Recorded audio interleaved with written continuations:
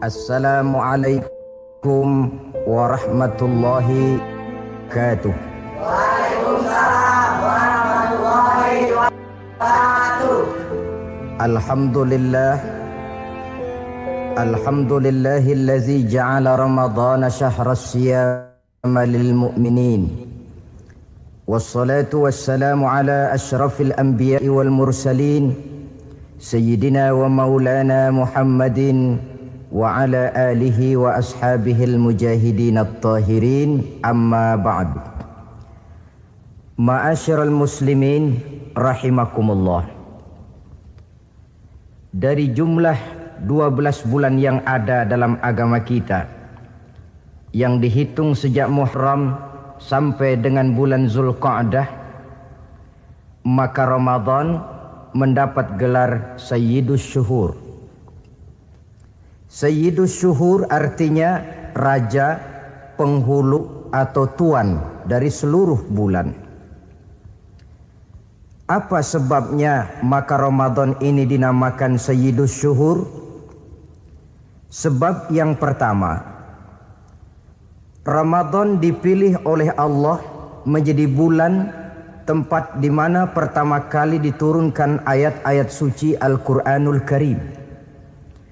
Allah tidak memilih Rabiul Awal, tidak Rajab menjadi bulan di mana diturunkan ayat-ayat suci Al-Quranul Karim. Seperti yang dijelaskan dalam surah Al-Baqarah ayat 185, A'udzu billahi minasyaitonir rajim. Syahrul Ramadan allazi unzila fihi al-Qur'an hudan lin-nasi wa bayyinatin minal syuhur. Karena di dalamnya ada satu malam yang bobotnya khairun min alfi syahr. Satu malam tetapi lebih baik daripada 1000. Itu dinamakan dengan Lailatul Qadar. 1000 bulan kira-kira 83 tahun. Nilai ibadah di malam itu lebih baik daripada nilai ibadah 83 tahun. Padahal umur orang sekarang kan jarang yang sampai 83 tahun. Bagaimana ini harus kita pahami? Ma'asyiral muslimin, sejak kita akil balik sampai kepada usia kita yang sekarang ini, kalau kita mau jujur bercermin, rasanya kita harus mengakui banyak dosa dan kesalahan yang pernah kita kerjakan. Kalau kita berbuat dosa 40 tahun, kemudian kita bertobat 20 tahun lamanya, kalau menurut rumus dagang, ini kan belum tertutup. Dosa 40 tahun ditebus dengan taubat 20 tahun.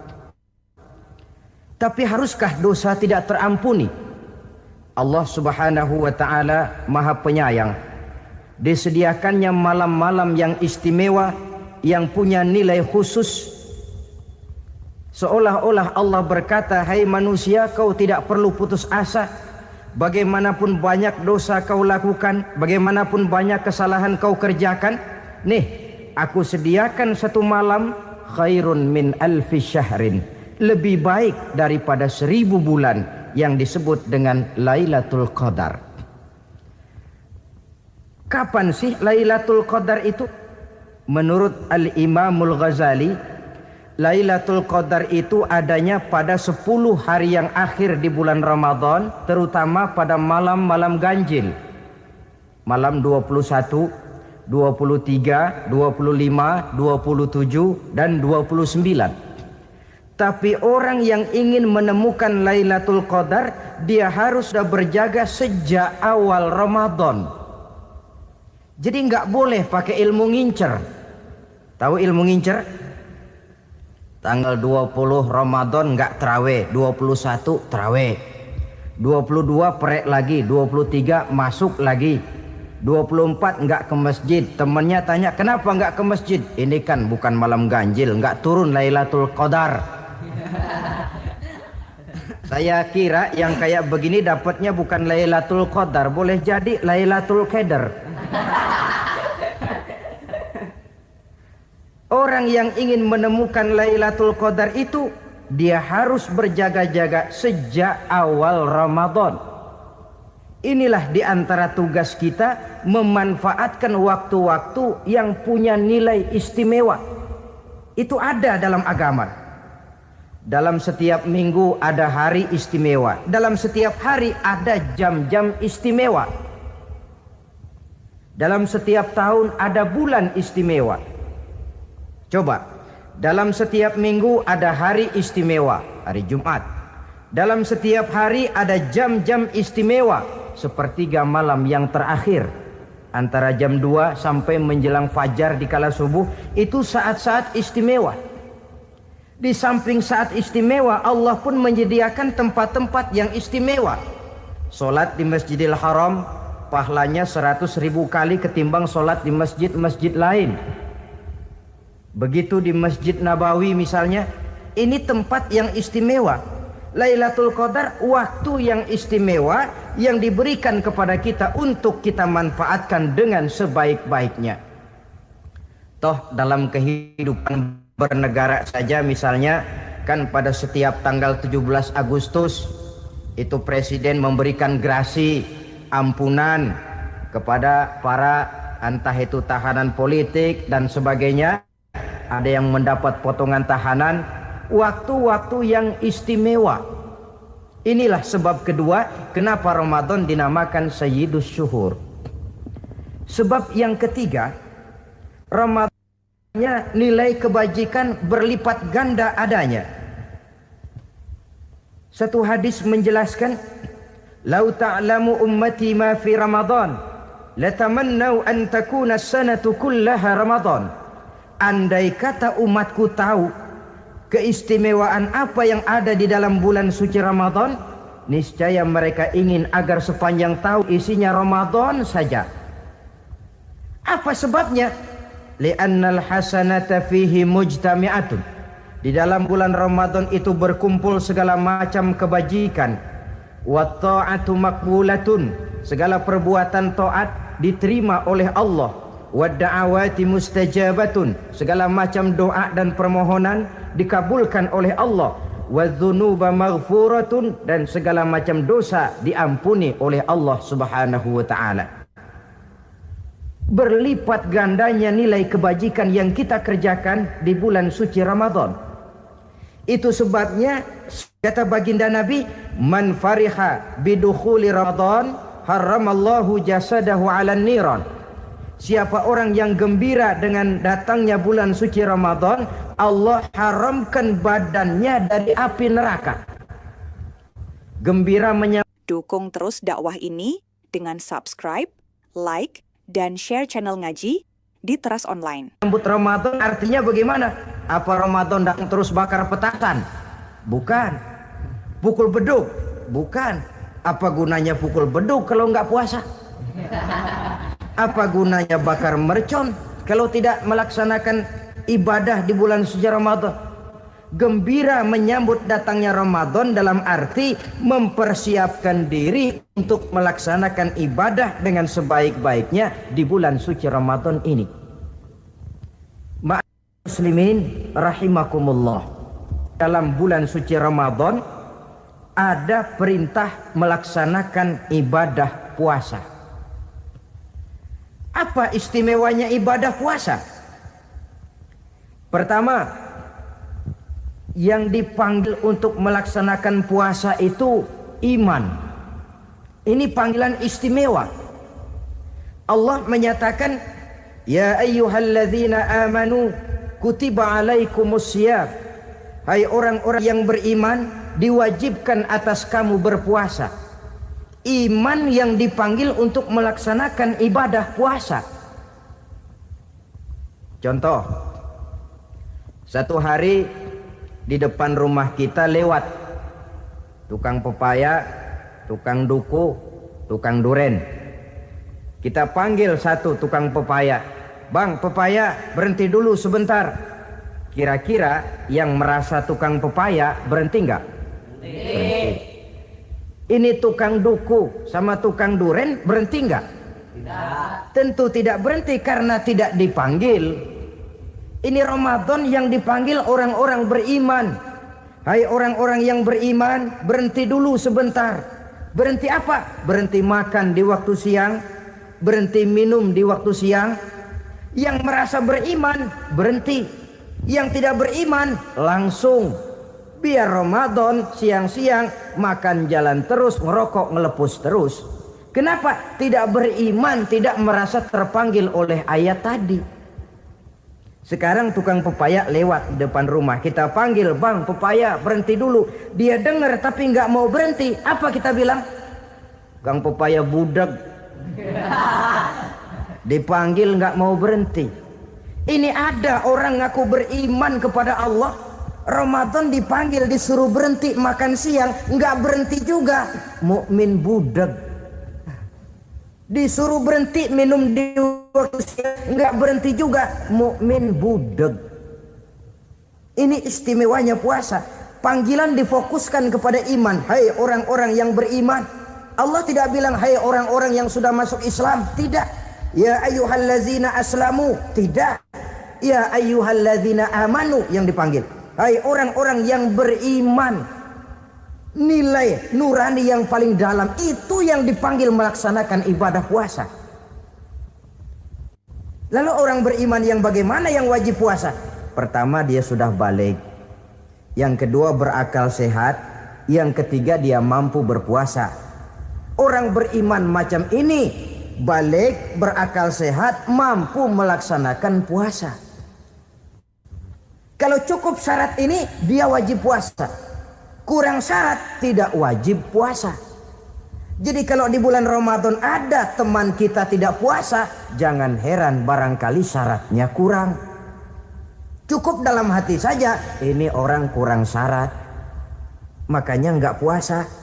Pak, itu teman saya kok nggak puasa? Nggak puasa, nggak puasa. Dia bukan orang beriman kali ah. Orang yang tidak beriman itu tidak wajib puasa. Beriman kok pak? Iman, tapi nggak puasa, nggak puasa. Belum balik kali ah. Belum balik, cuma badan doang gede. Bongsor kali itu. Belum balik. Sudah kok pak, sudah balik, sudah. Tapi nggak puasa, enggak. Gila kali dia ah. Akal itu tidak wajib puasa. Waras pak, dia tidak gila, tidak. Barangkali dia tidak mampu melaksanakan puasa karena terkena uzur syar'i. Ini keistimewaan puasa yang pertama yang dipanggil melaksanakannya iman. Keistimewaan yang kedua, oleh karena yang dipanggil iman, maka puasa dinamakan ibadah sirriyah, ibadah rahasia. Kalau kita sembahyang, orang lihat kan? Lihat enggak? Lihat. Kita bayar zakat, orang tahu. Kita pergi haji, apalagi pergi haji, sekampung nganterin. Tapi kita puasa atau tidak puasa, yang tahu kan cuma kita dan Allah saja. Pura-pura sedekah, nggak bisa. Pura-pura sholat, ketahuan. Gerakannya mesti canggung. Pura-pura pergi haji, kemana perginya? Tapi pura-pura puasa, gampang. Namanya ibadah sirriyah. Bulan puasa jam 8 pagi makan. Keluar rumah bibir lap yang kering. Jalan lemesin dikit. Ada angin belaga miring. Temennya tanya, lu lemas amat, gue lagi puasa nih. Orang lain bisa dibohongi. Sebab puasa memang merupakan ibadah sirriyah yang tahu cuma kita dan Allah saja. Karena dia ibadah rahasia, puasa ini sulit terkena penyakit riya. Ibadah yang lain karena kelihatan orang, gampang kena penyakit riya, to show only. Sholat karena kelihatan orang, gampang kena penyakit riya. Karena saya jadi imam, misalnya di belakang saya lihat ada mertua, wah, saya bikinlah sembahyang saya mantap-mantap. Pakai sorban, pakai siwak. Bahasanya saya paseh-pasehin kayak orang 16 tahun di Mekah. Wah. Ufali warwal maghribi salah sarokaatin Allahu Akbar. Surahnya saya cari yang panjang-panjang, paling pendek Sabbihis sama Wadduha. Akibat apa itu? Riya, di belakang ada calon mertua. Tapi kalau sholat sendirian dalam kamar, boro-boro pakai serban dan siwak, kadang-kadang kaos kutang saja cukup. Surahnya jangan Sabbih sampai Wadduha, langganannya Inna A'toinakal Kautsar sama Qul Huwallahu Ahad. Karena sholat terlihat orang, mudah kena penyakit riya. Sedekah pun begitu. Mulanya niatnya cuma mau sedekah 5.000, karena ada orang yang disegani naik 10.000, yang 5.000 sudah karena orang. Jadi ibadah yang lain itu mudah terkena riya, tapi juga mudah dinilai orang. Kita bisa saja bilang itu orang sholatnya khusyuk ya. Kenapa? Kelihatan dari gerakannya. Itu orang hajinya mabrur ya. Kenapa? Kelihatan dari tingkah lakunya setelah pulang haji. Tuh orang sedekahnya berani ya. Kenapa? Ketahuan dari jumlahnya. Ibadah yang lain bisa dinilai, tapi puasa nggak bisa dinilai. Tuh orang puasanya mantap bener ya. Kenapa? Beludah melulu. Itu bukan ukuran. Itulah sebabnya dia dinamakan ibadah sirriyah, ibadah yang abstrak, yang tahu cuma si pelaksana dan Allah saja. Ini keistimewaan puasa yang kedua. Yang ketiga, saudara-saudara, kalau ibadah-ibadah yang lain, ganjaran pahalanya itu dijelaskan oleh Allah. Sedekah kalau ikhlas pahalanya begini. Haji kalau mabrur pahalanya ini. Sembahyang berjamaah pahalanya ini. Untuk puasa tidak. Puasa Allah cuma bilang as-siyamu li wa ana ajzi bihi. Puasa adalah untukku, aku yang akan membalasnya. Berapa besar balasannya tidak dijelaskan oleh Allah. Apa artinya ini?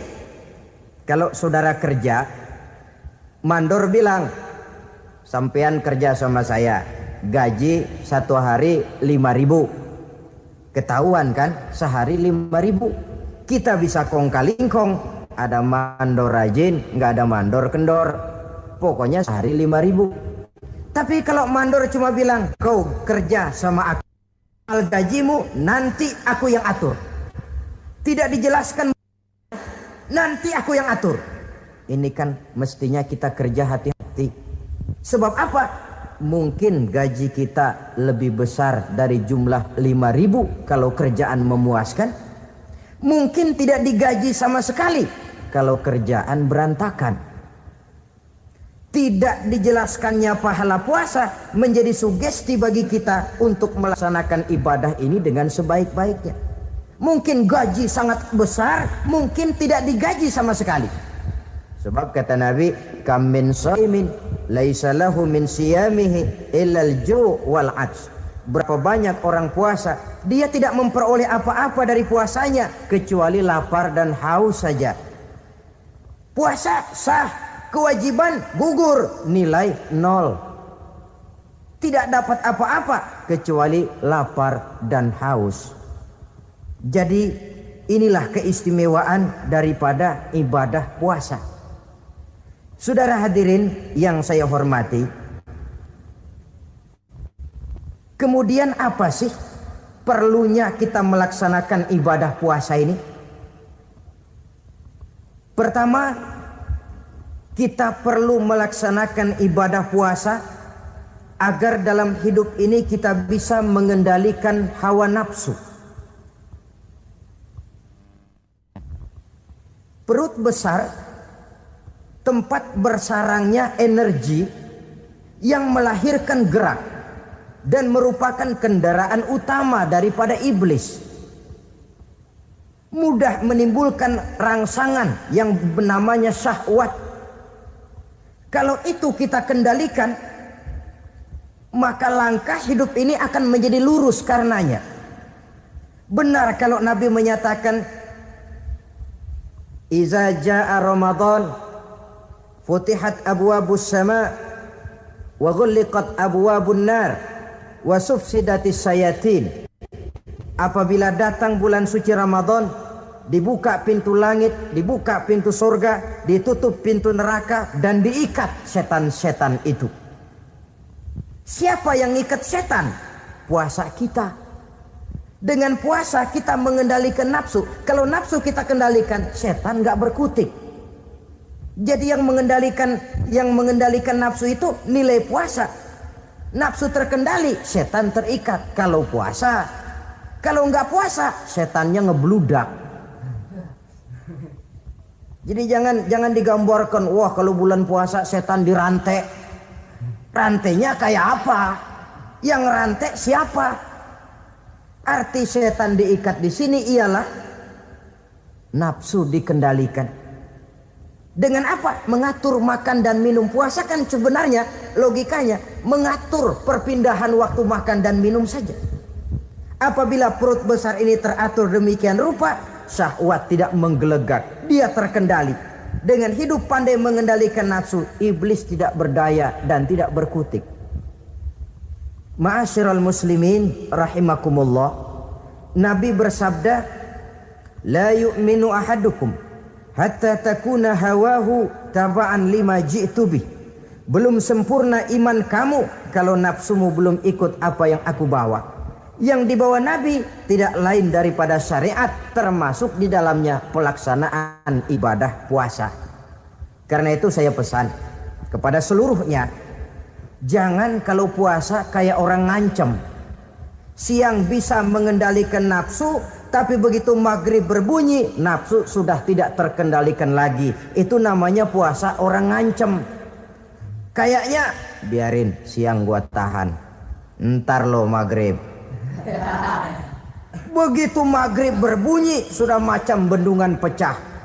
Semua isi meja pindah ke perut. Akhirnya kalau siang dia setengah mati kelaparan, habis buka setengah mati kekenyangan. Dua-duanya jelek. Kalau sudah kekenyangan, yang enak kan ngukur balik. Tidur. Maghrib liwat, isya out, tarawih boten. Temennya nyamper ke masjid yuk tarawih duluan deh, gua kenyang bener nih. Kenyang. Berbuka itu yang bagus pakai etik ya, etika buka itu. Maghrib berbunyi, cukup seteguk air, 3 butir korma atau sepotong kue. Sholat maghrib. Selesai sholat maghrib, masuk ronde kedua. Waktunya agak panjang, makan ala qadarnya. Selesai makan, berangkat ke masjid, isya tarawih. Pulang tarawih, masuk ronde ketiga. Waktunya panjang, mau habis-habisan juga nggak apa-apa. Tapi kalau begitu maghrib berbunyi langsung dipukul 1 ronde, kita yang rubuh. Kekenyangan. Waktu siang dia sanggup mengendalikan nafsu, tapi begitu maghrib berbunyi, nafsu sudah tidak terkendali lagi. Asar pengaruh puasa tidak akan membekas dalam jiwanya. Siang jelas puasa, nggak boleh ngerokok. Begitu maghrib sampai imsak kayak lokomotif, kelebul nggak berhenti. Tidak lagi sanggup mengendalikan diri, mumpung boleh katanya. Sampai pernah kejadian ada orang bangun sahur kesiangan, bingung dia waktunya tinggal dikit. Mau sahur dulu nggak keburu ngerokok, mau ngerokok dulu takut nggak keburu sahur. Akhirnya bareng, sebelah nyuap nasi, sebelah ngerokok. Itu macam mana rasanya kalau sudah kayak begitu itu. Padahal pengaruh daripada melaksanakan puasa akan terlihat dari sejauh mana seseorang dalam hidup mampu mengendalikan nafsu. Bukan pada waktu memang dilarang, tapi pada waktu diizinkan. Di situ yang paling kelihatan. Kalau waktu siang saudara mampu mengendalikan nafsu, itu jelas saja memang seharusnya wong puasa. Malam dalam keadaan makan boleh, minum boleh, masih mampu mengendalikan nafsu, dalam arti makan dan minum pada batas yang wajar saja. Itulah yang dikehendaki dari melaksanakan ibadah puasa. Sehingga ibadah itu membekas dan ikut membentuk kepribadian orang. Sekali lagi, jangan cuma waktu siang saja bisa mengendalikan nafsu. Di waktu malam pun dalam kondisi yang memang dihalalkan, kita juga hendaknya mampu mengendalikan nafsu. Jadi inilah perlunya puasa yang pertama, supaya kita bisa mengendalikan nafsu. Yang kedua, puasa itu melatih kita hidup sederhana. Orang sufi mengajarkan, orang yang paling kaya ini sebenarnya orang yang hidupnya paling cukup. Sedangkan orang miskin adalah orang yang kebutuhannya kelewat banyak. Maka yang paling kaya, bahkan yang maha kaya, itu sebenarnya cuma Allah. Sebab apa? Dia nggak perlu apa-apa. Makin banyak keperluan kita, makin miskin kita. Coba orang puasa lihat. Kalau sudah jam 2, jam 3, itulah barangkali memang termasuk godaannya dalam melaksanakan ibadah puasa. Kalau jam 1 siang, jam 2 siang, jangankan makanan enak, nangka busuk kita lihat legit. Barangkali cobaan di dalam melaksanakan ibadah puasa. Tapi kalau sudah maghrib berbunyi, berbuka kita kena seteguk air, sepotong roti, 3 butir korma, kenyang rasanya. Kemana keinginan yang tadi begitu menggebu-gebu? Oh, bisikan nafsu rupanya itu.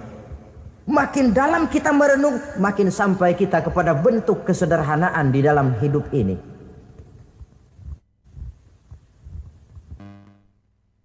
Jadi ibadah puasa membentuk pribadi seorang muslim untuk jauh daripada sifat tamak bin rakus alias rakah. Tamak itu berasal dari kalimat toma dalam bahasa Arab yang sifatnya sudah terukir dari hurufnya. Huruf to, tengahnya bolong. Huruf mim, tengahnya bolong. Huruf ain, mulutnya mangap, perutnya gede. Jadi orang tamak macam itulah. Apapun yang diberikan Allah tidak pernah ada cukupnya dan tidak pernah ada syukurnya. Sehingga Nabi menjelaskan, lau anna libni adam wadiyani min zahabin labtagha lahuma thalisan wa la yamla'u jawfa ibn adam illa turab. Andai kata manusia mempunyai 2 buah ladang yang seluruhnya emas, tidak usah kepalang tanggung, ladang emas, 2 ladang semuanya ladang emas, dia tidak akan puas, dia akan mencari lagi ladang yang ketiga. Wala yamla'u jawfa ibn adam illa turab. Mulut manusia ini memang tidak akan pernah penuh kecuali kalau sudah diisi dengan tanah. Kapan diisi dengan tanah? Kalau sudah menghadap ke arah kiblat di liang lahat, nah itu baru mulut udah nggak ngerawil, diam, tenang, kalem, diisi dengan tanah. Dengan demikian kita lihat bahwa puasa makin kita hayati, makin dekat kita kepada kesederhanaan di dalam kehidupan ini. Islam tidak melarang orang untuk kaya, untuk punya harta. Yang dilarang ialah sifat rakus, serakah, dan tamak. Karena ini akan membuat orang melakukan segala macam cara, ingkar kepada nikmat Allah, tidak pandai bersyukur, pandangan matanya selalu diarahkan ke atas. Dikala hidupnya sudah serba cukup, dia masih merasa kurang. Sebab itu dia selalu kurang. Dia sudah kaya tapi masih merasa miskin saja, maka hidupnya pun miskin terus. Saudara-saudara ma'asyiral muslimin, ini hikmah yang kedua kenapa kita perlu puasa. Yang ketiga, puasa itu melatih kita cinta kepada fakir miskin, orang-orang yang tidak mampu, yang memerlukan pertolongan. Bagaimana caranya? Dunia pendidikan berkata bahwa pendidikan akan lebih berhasil kalau bersifat audio visual. Mengajar anak berenang, bawa ke kolam. Mengajar anak naik sepeda, berikan sepedanya. Mengajar orang cinta fakir miskin, rasakan apa yang dirasakan oleh fakir miskin. Apa itu? Lapar, haus. nggak bisa ngajarin anak berenang teori saja. Ke kolam nggak pernah. Teori hafal luar kepala. Gaya dada begini, gaya 200 meter begini, gaya kupu-kupu begini, gaya bebas begini. Teori hafal, ke kolam nggak pernah. Sekali terjun gaya batu. Sudah nggak timbul-timbul lagi. Nggak bisa ngajar anak naik sepeda cuma teori saja. Sepedanya tidak pernah diberikan. Hafal teori, bab 1 pegang setang, bab 2 dorong, bab 3 kaki kanan naik pedal kanan, bab 4 genjot. Hafal teori, megang sepeda nggak pernah. Begitu dikasih sepeda dia naik, habis tukang bakso. Pun mendidik orang cinta kepada fakir miskin tidak bisa cuma lewat seminar, kongres, penataran, indoktrinasi. Diadakan simposium, seminar, diskusi supaya orang cinta kepada fakir miskin, tapi yang bicara orang kenyang semua. Bagaimana hati ini mau peka? Islam itu nggak usah banyak teori lah. Rasakan saja lapar haus enak nggak? Kalau kau tahu lapar dan haus tidak enak, kau lapar haus cuma sebentar. Habis maghrib laparmu hilang, hausmu hilang.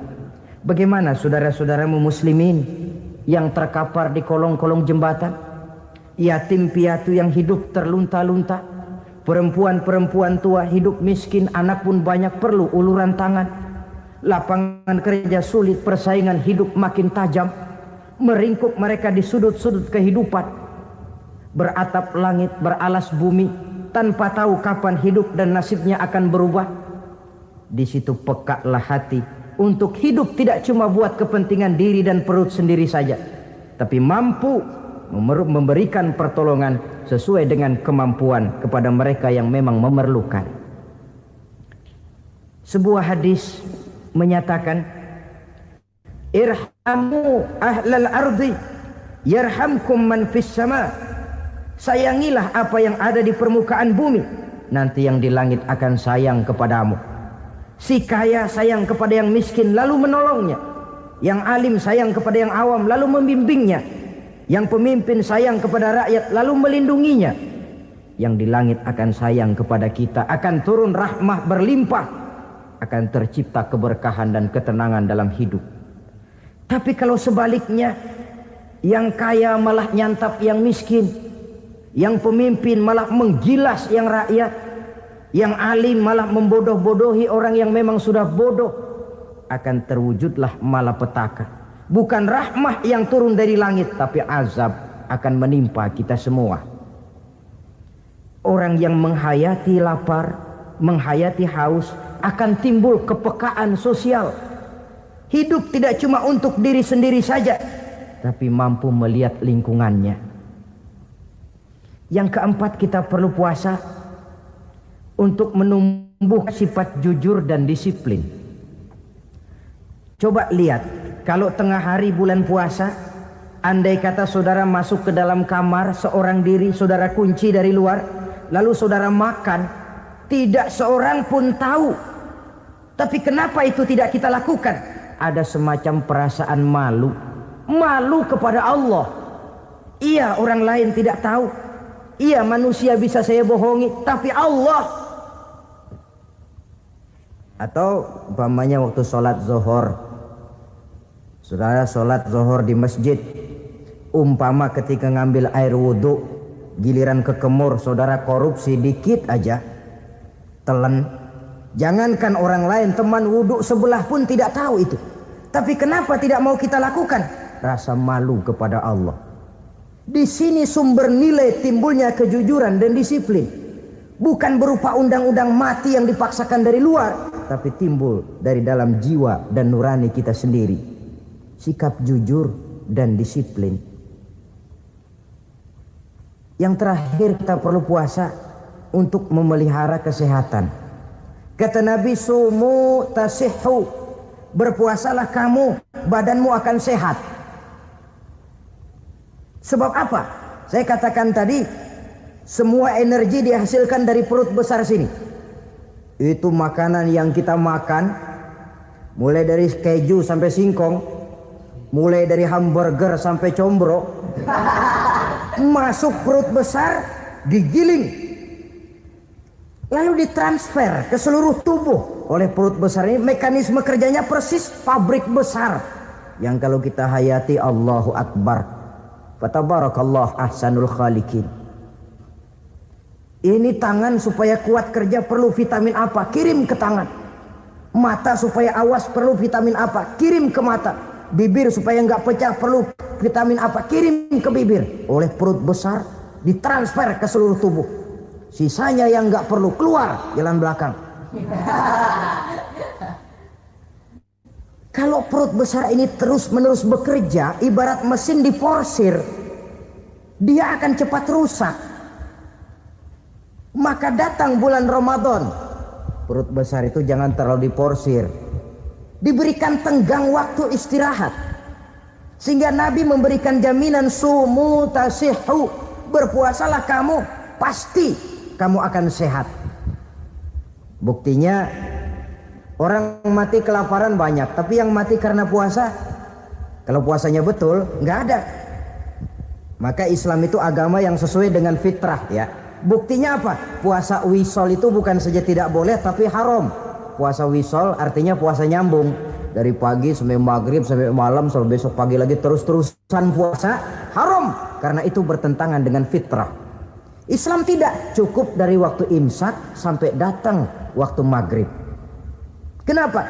Menurut perhitungan itu sesuai dengan daya kemampuan maksimal manusia. Sudah diukur itu.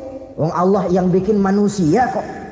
Jadi kalau Allah perintah puasa, itu sudah dalam kemampuan daya tampung dari kapasitas yang dimiliki manusia. Orang mati kelaparan banyak, yang mati karena puasa nggak ada. Belum pernah saya dengar ada warta berita, sari berita-berita penting dalam siaran ini, gara-gara bulan puasa orang Islam pada mati. Nggak ada. Yang mati kelaparan banyak, tapi yang mati karena puasa tidak ada. Nabi menjamin, sumu tasihhu, berpuasalah kamu, pasti badanmu akan sehat. Ma'asyiral muslimin, kalau sudah tahu kita apa perlunya kita berpuasa, pembicaraan akan saya lanjutkan bagaimana seharusnya kita puasa. Puasa yang ideal itu yang bagaimana? Al-Imamul Ghazali menjelaskan, orang yang puasa itu ada 3 macam. Pertama, saumul awam, puasanya orang kebanyakan. Orang macam ini merasa sudah puasa asal tidak makan, tidak minum, puasa sudah. Pokoknya tidak makan, tidak minum, itulah puasa. Ini puasanya orang awam. Matanya tidak pernah puasa, kupingnya tidak puasa, kakinya tidak puasa, tangannya tidak puasa. Ini puasa orang awam kebanyakan. Hasilnya tidak mustahil seperti yang dikatakan Nabi tadi. Berapa banyak orang puasa tidak mendapat apa-apa dari puasanya kecuali lapar dan haus. Puasa sah, kewajiban gugur, nilai 0. Kan rugi ibadah semacam itu.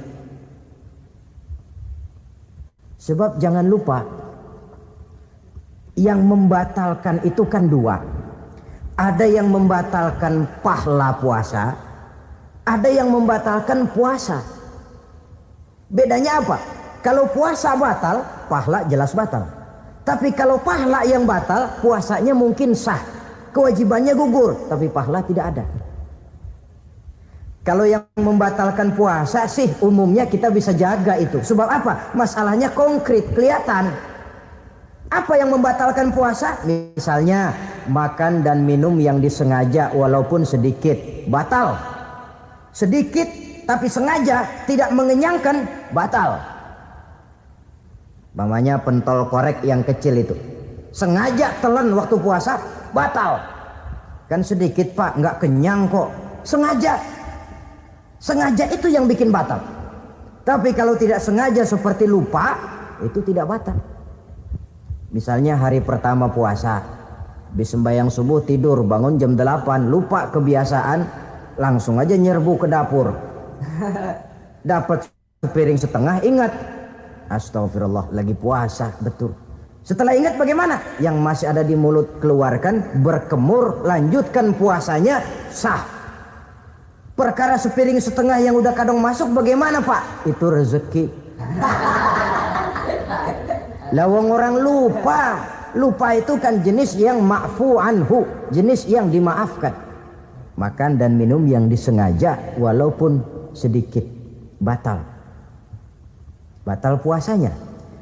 Apalagi muntah yang disengaja, batal puasa itu. Ukuran sengaja kan kita tahu. Apalagi hilang akal seperti gila atau pingsan, batal puasa. Apalagi hubungan suami istri di waktu siang secara sengaja, batal. Kalau sengaja. Kalau nggak sengaja, enggak. Namanya nggak sengaja. Umpamanya, saya nggak sengaja Pak, tahu-tahu udah nyampe situ, gimana? Ya nggak batal, cuma begitu ingat, buru-buru selesai mandi, lanjutkan puasanya, sah. Jangan begitu ingat sih ingat Pak, puasa cuman tanggung. Nah, ini tanggung ini yang bikin jadi batal. Dan jangan lupa, orang yang membatalkan puasa karena hubungan suami istri, dendanya paling berat. Seorang sahabat pernah lapor, halaktu ya Rasulullah, ya Rasul, celaka saya. Ma ahlaka, apa yang bikin kamu celaka? Saya lagi puasa Ramadan ya Rasulullah, saya nggak tahan.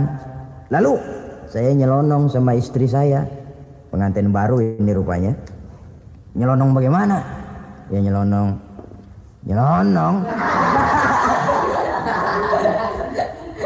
Melanggar dia, tapi jujur, lapor. Kata Rasul, ya sudah, bayar dendanya. Dendanya apa ya Rasulullah? Bebaskan budak. Aduh, saya nggak punya budak ya Rasulullah. Tidak punya. Puasa 2 bulan berturut-turut, tidak boleh diselang-seling. Syahraini mutatabi'aini, 2 bulan berturut-turut, tidak boleh diselang-seling. Gimana? Sanggup puasa 2 bulan berturut-turut? Enggak kuat ya Rasulullah. Enggak kuat. Ramadan yang sebulan aja saya nyelonong, apalagi 2 bulan. Kalau kau tidak kuat juga, beri makan 60 fakir miskin, 1 orang 1 mod ya Rasulullah. Apalagi jangan memberi makan 60 fakir miskin. Wong istri saya di rumah sehari masak 3 hari libur. Saya orang susah ya Rasulullah. Saya pikir lagian nih orang kebangetan juga, udah melarat sama larangan berani. Rasul masuk ke dalam kamar, keluar kembali bawa sekeranjang kecil kurma. Kalau kau tidak punya apa-apa, bawa pulang nih. Sedekahkan kepada orang-orang miskin di kampungmu sebagai pembayar dendamu. Ya Rasulullah, apalagi? Di kampung saya itu yang paling miskin saya. Waduh, rusak benerin orang. Apa marah Rasul? Beliau malah senyum. Ya sudah, kalau memang yang paling miskin kamu, bawa pulang saja itu korma, beri makan anak istrimu di rumah. Orang ini udah melanggar larangan, dapat korma lagi. Yang kedua, watak hukum Islam itu elastis, fleksibel, tidak kaku. Tidak kalau sudah begitu ya mesti begitu, itu tidak.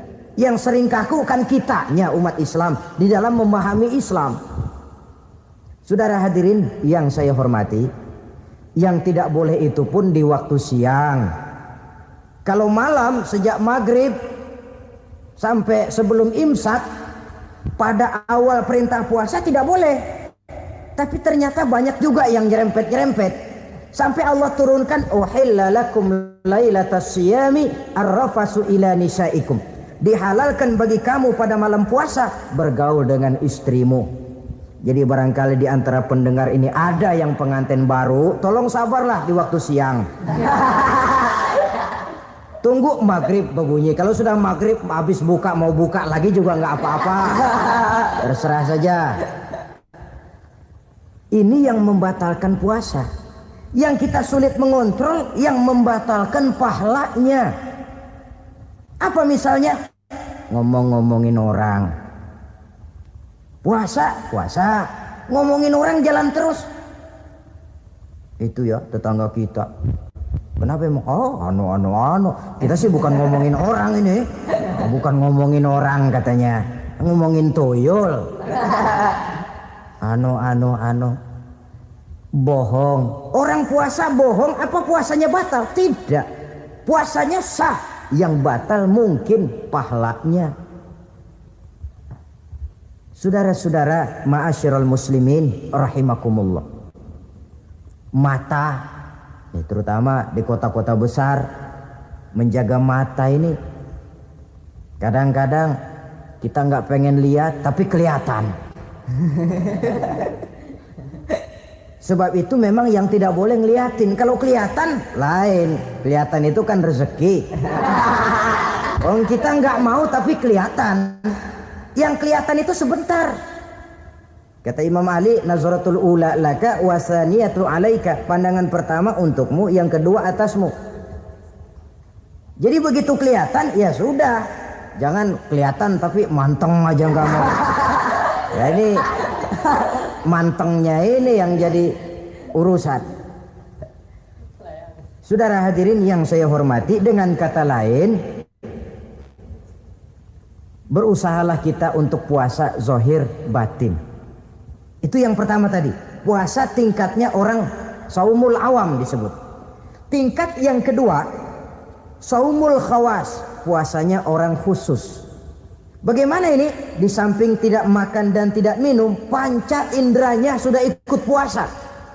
Matanya puasa, kupingnya puasa. Asal ada diajak ngomong-ngomongin orang, maaf ya, kuping saya lagi puasa. Kakinya puasa, diajak jalan ke tempat yang tidak baik, dia bilang, maaf saja, kaki saya lagi puasa. Diajak nyolong, maaf, tangan saya lagi puasa. Tidak cuma sekedar tidak makan dan tidak minum, panca inderanya sudah ikut puasa. Sekurang-kurangnya, seperti inilah puasa kita. Zahir batin. Nah, yang tertinggi disebut saumu khawasil khawas, puasa orang khusus yang lebih khusus lagi. Ini sudah the first class ini. Puasanya orang VIP. Bagaimana puasanya orang ini? Di samping tidak makan dan tidak minum, puasa panca inderanya, hatinya juga sudah ikut puasa dari seluruh keinginan yang selain Allah. Wah, ini kelas tinggi. Orang yang puasa macam ini, andai kata jam 3 sore dia berpikir, ntar sore buka pakai apa ya? Dia menganggap batal pahalanya. Kenapa? Masih mikirin makanan. Kalau kita kan bukan cuma mikirin, ngancem. Waduh, jam 5 di meja udah berderek es kopior, kelapa muda, cendol. Apa yang mau diminum lebih dulu? Tingkat yang tertinggi ini, hatinya juga puasa dari semua keinginan yang selain Allah. Idealnya sekurang-kurangnya kita puasa zahir batin. Zahirnya menahan diri dari yang membatalkan puasa, batinnya mencegah diri dari yang membatalkan pahala puasa kita itu. Ma'asyiral muslimin rahimakumullah. Terakhir, Rasulullah sallallahu alaihi wasallam membagi bulan Ramadan itu menjadi 3 bagian. Sepertiga yang pertama, tanggal 1 sampai 10 Ramadan, masa turunnya rahmah, turunnya kasih sayang Allah. Kalau istilah sepak bola, tanggal 1 sampai 10 Ramadan ini disebut babak semifinal, babak penyisihan. Sepak bola itu kalau baru tingkat babak penyisihan, pesertanya banyak. Seluruh kesebelasan turun bertanding, babak penyisihan. Ramadan tanggal 1 sampai 10 babak penyisihan, putaran pertama. Pasaran puasa rame. Masjid musola full house, meledak, tidak sanggup menampung jamaah yang tarawih itu. Yang tadarus meriah. Kenapa? Maklum babak penyisihan, seluruh kesebelasan turun bertanding. Tanggal 1 sampai tanggal 10 Ramadan. Bila itu selesai, selesailah putaran pertama, masuk putaran kedua. Sepertiga yang kedua tanggal 10 sampai 20 Ramadan, masa maghfirah, masa turunan dari Allah masuk babak semifinal. Sepak bola itu kalau sudah babak semifinal itu kan sudah banyak kesebelasan yang masuk kotak.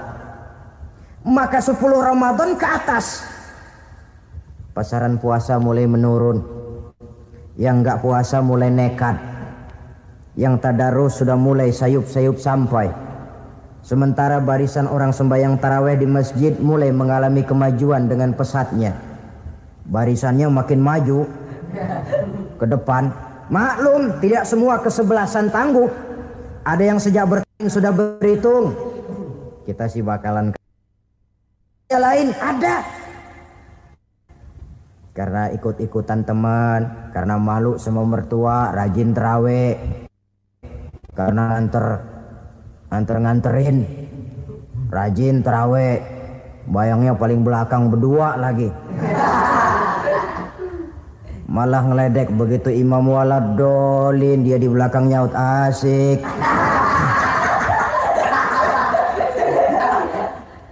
Yang kayak begini ini sudah nggak bakal tahan lama, akan gugur di babak semifinal.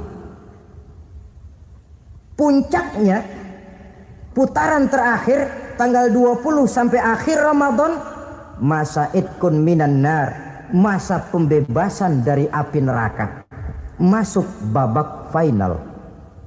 Kalau sudah babak final, ya pesertanya nggak banyak sudah. Ramadan tanggal 20 ke atas babak final, pesertanya nggak banyak. Sebab apa?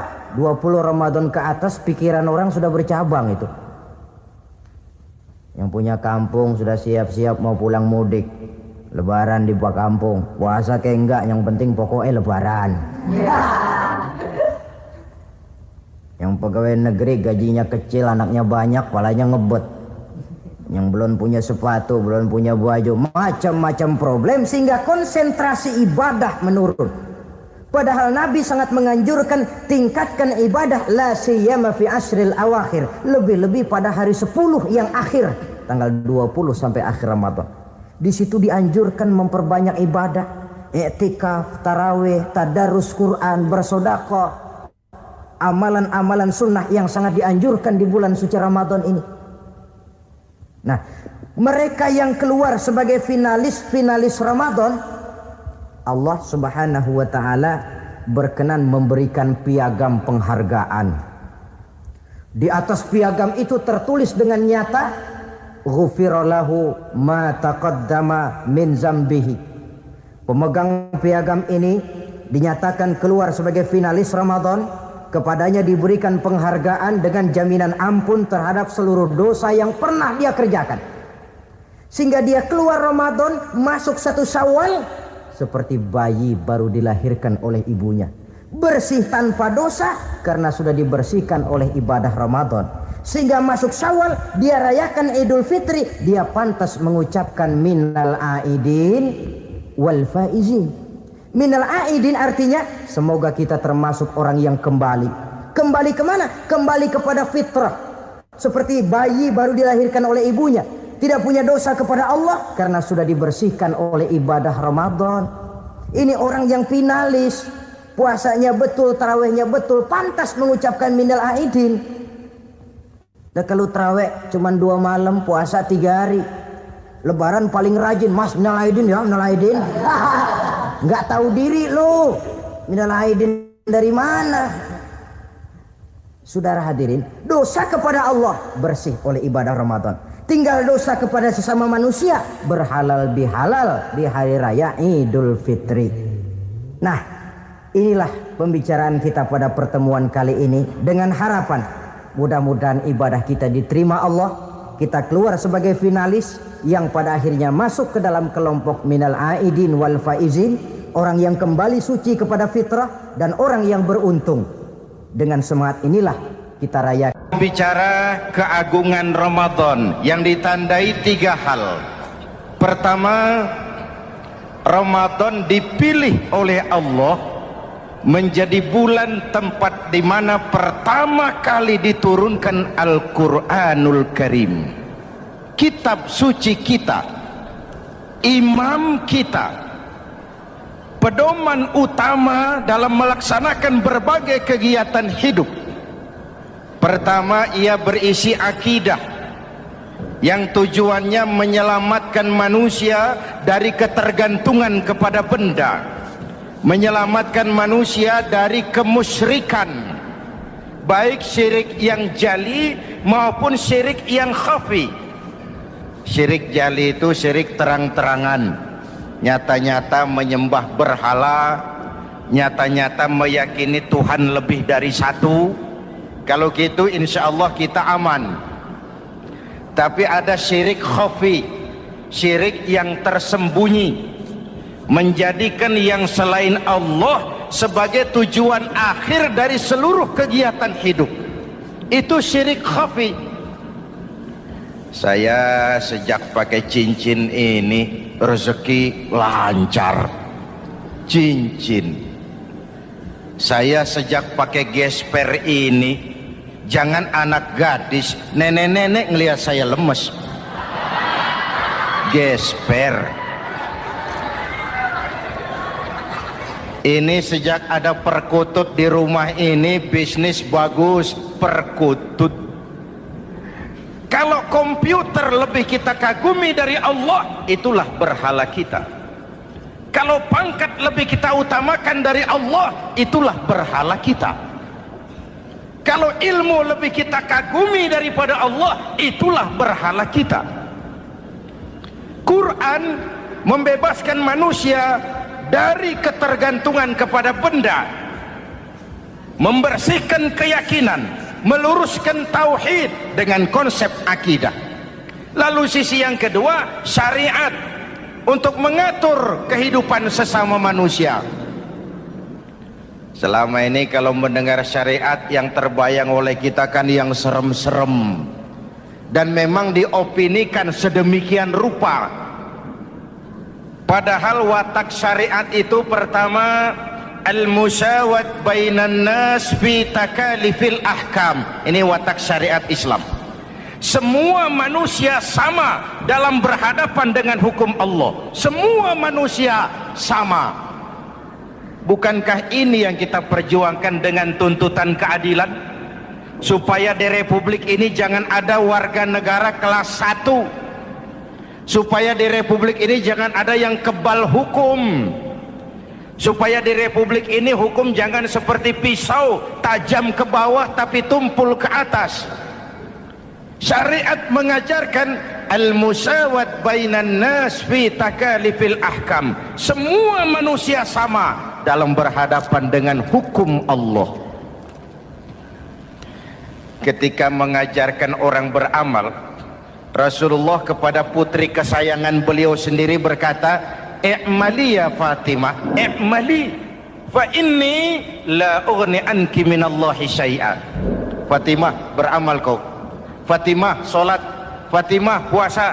Fatimah, haji. Kalau kau tidak beramal, aku ayahmu Rasulullah tidak akan sanggup membelamu di akhirat nanti. Inilah watak syariat. Tidak mentang-mentang anak kesayangan lalu ada jaminan, sudah Fat, kamu nggak sholat nggak apa-apa, nanti di akhirat ada papi. Tidak. Semua manusia sama dalam berhadapan dengan hukum. Andai kata Fatimah putri Muhammad mencuri, tidak usah orang lain, Muhammad sendiri yang akan memotong tangannya. Bukankah keadilan macam ini yang kita harapkan? Cuma sayang, selama ini banyak kita mengenal Islam seperti orang buta kenal gajah. Ada 3 orang buta dilepas ke kebun binatang, disuruh kenal gajah. Saya yakin laporannya lain-lain. Orang buta pertama bilang, "Pak, gajah tipis lebar kayak kipas." Kenapa? Dia baru pegang telinganya. Orang buta kedua ngotot, "Goblok itu Pak. Yang betul saya, gajah kecil panjang kayak ular." Kenapa? Yang dia pegang ekornya. Orang buta ketiga lebih marah, dua-duanya tolol Pak. Yang betul itu saya, gajah tinggi besar seperti pohon kelapa. Karena yang dia pegang kakinya. Beginilah kita mengenal Islam. Seperti orang buta kenal gajah, frame of reference, kacamata pandangannya tidak total. Baru kenal kaki gajah sudah sok tahu gajah, baru kenal telinga gajah sudah sok kenal gajah. Kemana-mana pidato, saudara-saudara, gajah tipis lebar kayak kipas. Buat orang yang belum kenal gajah, dia menyesatkan. Buat orang yang sudah tahu gajah, senyum di kulum. Oh, kau baru kenal kupingnya kok. Begitulah kadang-kadang kita baca Quran, ayatnya yang keras. Kesannya Islam itu sangar, Islam itu sadis, Islam itu perang. Di sisi lain ada yang adem, sejuk, lalu lahir generasi feminim. Buat saya yang terpenting semua kita perlu. Rasul mengajarkan, la takun ratban fatuksara wala yabisan fatuksara. Jangan lemah, nanti kau diinjak orang, tapi jangan keras, nanti kau dipatahkan orang. Hadirin yang saya hormati, lalu syariat juga punya at-tadrij fit tasri', tahapan dalam melaksanakan syariat. Oleh karena itu Ramadan yang keagungannya ditandai dengan turunnya Al-Quran harus jadi momentum kembalinya kita kepada Al-Quran. Quran itu imam, kita ini makmum. Saya mau tanya, imam ikut makmum apa makmum ikut imam? Makmum ikut imam apa imam ikut makmum? Makmum ikut imam. Kalau Quran imam dan kita makmum, kita ikut Quran, jangan Quran diminta ikut kita. Imam ruku, kita ruku. Imam sujud, kita sujud. Imam i'tidal, kita i'tidal. Ke barat kata Quran, ke barat kita berangkat. Ke timur kata Quran, ke timur kita menuju. Halal kata Quran, ambil. Haram menurut Quran, tinggalkan. Kalau dia imam dan kita adalah makmum, mari berimam kepada Al-Quranul Karim. Yang kedua, keagungan Ramadan ditandai dengan perintah melaksanakan ibadah puasa. Para ulama menyebut puasa itu ibadah sirriyah, ibadah rahasia, ibadah abstrak, tidak ada unsur sugesti. Kalau kita sholat, orang lihat. Kita sedekah, orang tahu. Kita pergi haji, satu kampung nganter. Kita puasa, cuma kita dan Allah. Pura-pura sholat, ketahuan Pak. Pura-pura sedekah, nggak bisa dong, apa yang disedekahin. Pura-pura haji, kemana perginya? Tapi pura-pura puasa, gampang. Keluar rumah, bibir lap yang kering, jalan lemesin dikit, ada angin miring, lemes amat puasa. Sirriyah, abstrak. Ibadah lain bisa dinilai, wah itu teman kita sodakohnya berani ya. Kok tahu kamu? Kelihatan dari jumlahnya. Itu sholatnya khusyuk ya. Kok ngerti kamu? Kelihatan dari geraknya. Tetangga sebelah itu rasa-rasanya hajinya mabrur ya. Kok ngerti kamu? Kelihatan dari tingkah lakunya setelah pulang haji. Kalau yang sebelah lagi itu haji tomat. Di Mekah tobat sampai kampung kumat. Ibadah lain kelihatan bisa dinilai, tapi puasa tidak bisa dinilai. Belum pernah saya dengar orang bilang, teman kita puasanya mantap betul ya. Kok tahu kamu? Beludah terus. Nggak ada hubungannya. Oleh karena puasa ibadah sirri, ibadah abstrak, maka yang terbentuk dari ibadah ini pertama keikhlasan. Ini sikap hidup yang paling penting. Orang lain mau puji atau tidak bukan soal. Orang lain mau dengar atau tidak bukan soal. Ini urusan saya dengan Allah. Dari ibadah sirri seperti ini terbentuk keikhlasan, dan itu penting. Ikhlas. Saya menyantuni yatim bukan karena disorot TV, bukan karena masuk majalah, bukan karena dimuat koran, karena Allah. Berpakaian ikhlas. Saya berpakaian ini karena perintah Allah menutup aurat, bukan karena tuntutan Ramadan. Kalau cuma tuntutan Ramadan, Ramadan saja bagus busana muslim. Selesai Ramadan kembali pusar merajalela. Menerima jabatan ikhlas, ini amanah dari Allah. Jabatan adalah alat untuk mengabdi, bukan cuma alat yang melahirkan kekuasaan dan fasilitas. Kalau kekuasaan dianggap sebagai fasilitas dan kekuasaan, maka yang lahir tentu akhirnya maling-maling baru, yang lahir rampok-rampok baru, yang dikuras ya harta negara. Hadirin yang saya hormati, ikhlas menerima jabatan dengan keyakinan ini amanah Allah, amanah akan dimintakan pertanggungan jawab. Ini alat untuk berbuat baik, ini alat untuk mengabdi. Kalau cuma digambarkan kekuasaan jabatan sebagai kekuasaan dan fasilitas, itu yang lalu banyak melahirkan rampok-rampok baru. Betul? Iya, kalau jabatan kan gajiannya jelas. Menteri gajinya jelas, anggota DPR gajinya jelas, presiden, wakil presiden gajinya jelas. Tetapi ketika fasilitas dan kekuasaan banyak memberikan hasil, jangan heran lalu muncul penjarahan terhadap kekayaan-kekayaan yang justru merupakan milik rakyat. Ikhlas dalam menerima jabatan, ikhlas dalam berbuat, ikhlas dalam beramal. Lalu yang kedua, jujur. Tadi siang saudara sholat zuhur apa tidak? Sholat. Yang sholat? Ya enggak. Sebelum sholat zuhur kan saudara berwudu. Waktu berwudu kan saudara berkemur, memasukkan air ke mulut. Umpama waktu berkemur saudara korupsi, dikit saja airnya saudara minum, jangankan hansip, jangankan satpam, jangankan polisi, teman sebelah pun tidak tahu kalau waktu berkemur kita korupsi. Kenapa kita tidak mau melakukan itu?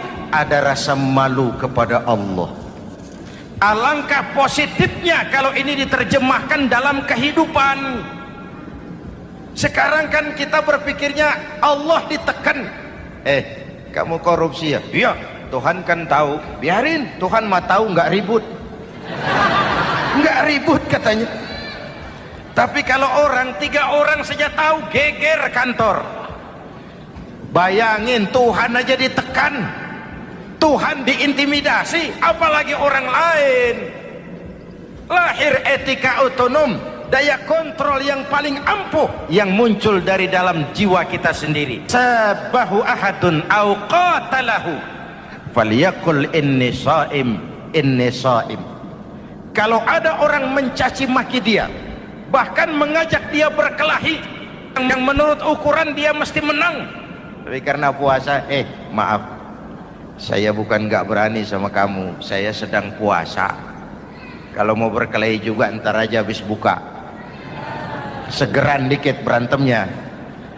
Ini shaim, maaf saya sedang berpuasa. Itu merupakan benteng. Orang itu kan kalau lagi puasa kondisi lapar, haus, temperamen kan tinggi. Sedikit tersinggung temperatur naik, sama marah gampang. Kalau waktu begitu dia bisa sabar, ketika kenyang sudah nggak ada masalah. Sabar baik dalam taat kepada Allah. Kalau ibadah berpuasa kita baik, kita yang malam ini pasti bukan kita 20 hari yang lalu. Kita yang malam ini, kita yang sudah ditempa oleh penggojolokan Ramadan, ditempa oleh kawah candra di mukanya Ramadan, sehingga membias dalam pembentukan pribadi. Setiap ibadah yang dikerjakan dengan benar pasti punya dampak positif dalam meluruskan moral orang yang melaksanakan ibadah itu sendiri. Jangan sampai terjebak kepada rutinitas ritual. Akhirnya seperti yang sering saya ungkapkan, sholat rajin, maksiat tekun. Baca Quran mau, fitnah orang hobi. Sedekah ya sedekah, tapi nyolongnya lebih gede dari sedekahnya. Sedekahnya cuma untuk ngumpetin korupsinya. Akhirnya jadi lipstik, akhirnya jadi dekorasi. Setiap ibadah yang dikerjakan dengan benar punya dampak positif dalam meluruskan moral dan memperbaiki akhlak orang yang melaksanakan ibadah itu sendiri. Begitulah Ramadan, ada pelaksanaan ibadah puasa. Dan untuk puasa Nabi bersabda, lis-shaimi farhatani, farhatun indal iftar wa farhatun inda liqa'i rabbih. Buat orang yang berpuasa ada dua kegembiraan yang tidak dimiliki oleh yang tidak melaksanakan puasa. Dua kegembiraan. Pertama, farhatun indal iftar, kegembiraan menjelang saat-saat berbuka. Hati itu besar, rasa optimisme, padahal bukanya cuma sama tempe, sama tahu, sama ikan asin. Tapi entah makin dekat maghrib hati makin berbunga, ada kebahagiaan yang tidak bisa diceritakan. Allahumma lakasumtu, ya Allah hari ini saya laksanakan perintahmu, saya lawan rasa nafsu, saya tempuh lapar, haus, saya tunaikan semua ini. Itu kegembiraan yang puasa. Yang kedua, wa farhatun inda liqa'i rabbih, kegembiraan kedua nanti di akhirat pada saat bertemu dengan Allah Subhanahu wa ta'ala. Masuk surga nikmat, bertemu Allah jauh lebih nikmat. Hadirin yang saya hormati, bahkan di surga ada sebuah pintu yang khusus disiapkan bagi orang-orang yang melaksanakan puasa. Tidak bisa masuk ke pintu itu kecuali orang yang puasa. Dan pintu itu disebut pintu Rayyan, Babur Rayyan, pintu Rayyan, yang hanya boleh dimasuki orang-orang yang melaksanakan ibadah puasa. Hadirin, lalu yang berikutnya ibadah puasa ganjarannya abstrak. Kalau ibadah lain kita bisa lihat itu, sholat berjamaah pahalanya begini, haji kalau mabrur pahalanya begitu, sedekah pahalanya begini. Puasa Allah cuma bilang as-siyamu li wa ana ajzibi, puasa untukku dan aku yang membalasnya. Berapa besar balasan Allah tidak diberitahu. Artinya apa? Kalau saudara kerja, mandor bilang, mas kau kerja sama saya, gajimu sebulan 5 juta. Ketahuan sebulan 5 juta, kita kan bisa kong-kalingkong. Ada mandor rajin, tidak ada mandor kendor, pokoknya jatah 5 juta. Tapi kalau mandor cuma bilang, mas kau kerja sama aku, soal gajimu nanti aku yang atur, berapa besarnya nggak dikasih tahu. Aturan seperti ini harusnya membuat kita kerja lebih hati-hati. Sebab apa? Mungkin gaji kita sama saja 5 juta kalau kerja biasa-biasa, mungkin jauh lebih besar kalau pekerjaan memuaskan, mungkin tidak digaji sama sekali kalau pekerjaan sembarangan. Tidak dijelaskannya gambaran pahala puasa menjadi sugesti untuk melaksanakan ibadah puasa ini dengan sebaik-baiknya. Hadirin yang saya cintai, yang ketiga soal keagungan Ramadan ini. Di dalam bulan Ramadan ada satu malam yang bobotnya khairun min alfi syahrin. Satu malam tapi lebih baik daripada 1000 bulan, yang kita kenal dengan malam Qadar atau Lailatul Qadar. Sementara itu adanya pada sepertiga yang akhir dari bulan Ramadan, terutama di malam-malam ganjil. Di negeri kita lihat terjadi pergeseran nilai. Awal-awal Ramadan minggu pertama pasar sepi, masjid ramai, full house, meledak. Betul? Padahal Rasul memberikan contoh, kalau sudah masuk sepertiga yang akhir Ramadan, beliau sing-singkan lengan baju, hamparkan sajadah, lebih banyak di masjid daripada di rumah. Itu baginda Rasul. Sing-singkan lengan baju, hamparkan sajadah, lebih banyak di masjid daripada di rumah. Hadirin yang saya hormati,